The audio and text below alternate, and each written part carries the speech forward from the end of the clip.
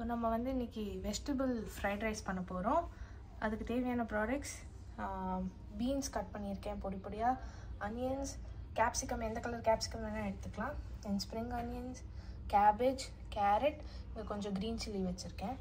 அதுக்கப்புறம் pepper powder, salt, rice vinegar, அதுக்கப்புறம் வடித்த சாதம், நான் பாஸ்மதி ரைஸ் எடுத்துட்டுருக்கேன். அதுக்கப்புறம் ஆயில், இதுதான் தேவையான. நான் ஒரு 2 டேபிள் ஸ்பூன் ஆயில் எடுத்துட்டுருக்கேன்.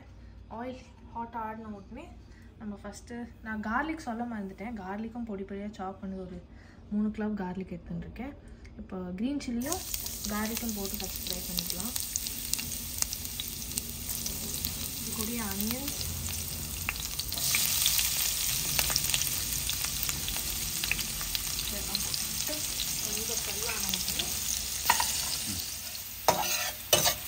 ஆனியன்ஸ் லைட்டாக குக்கான உடனே நெக்ஸ்ட் நம்ம பீன்ஸ், கேரட்,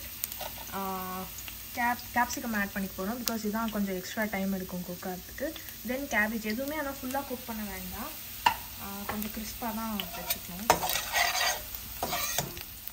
இப்போ ஆனியன்ஸ் லைட்டாக பிங்காக எடுத்து இப்போ இதெல்லாம் பீன்ஸ், கேரட், கேப்சிகம் ஆட் பண்ணிக்கிறேன்.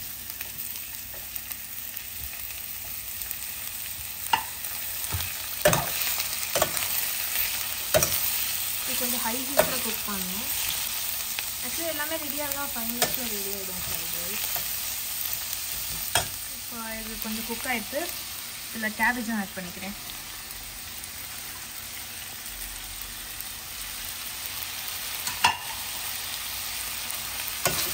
இதெல்லாம் சேர்ந்து ஒரு 2 மினிட்ஸ் சால்ட் பண்ணிவிட்டு, சால்ட் லாஸ்ட்டாக தான் ஆட் பண்ணணும். ஆட் பண்ணால் ரொம்ப தண்ணி விட்டுடும். ஸோ ரைஸ் போட்டுட்டு தான் அது வந்து add salt.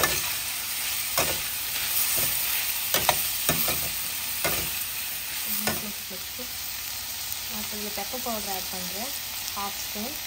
Better white pepper powder add பண்ணால் ஸோ கலர் ரீட்டைன் ஆகும். பட் எனக்கு இப்போ ஒயிட் பெப்பர் இல்லை, பிளாக் பெப்பர் பவுடர் ஆட் பண்ணுறேன். இதில் ரைஸ் ஆட் பண்ணிக்கிறேன். அதுக்கு மேலேயே சால்ட்,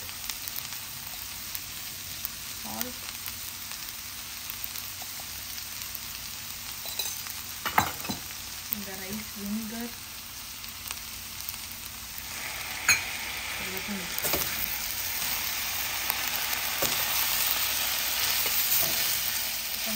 லாஸ்ட்டாக ஸ்ப்ரிங் ஆனியன்ஸ் ஆட் பண்ணிக்கிறேன்.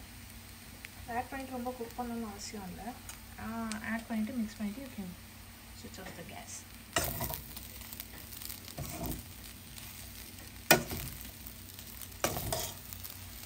It is ready.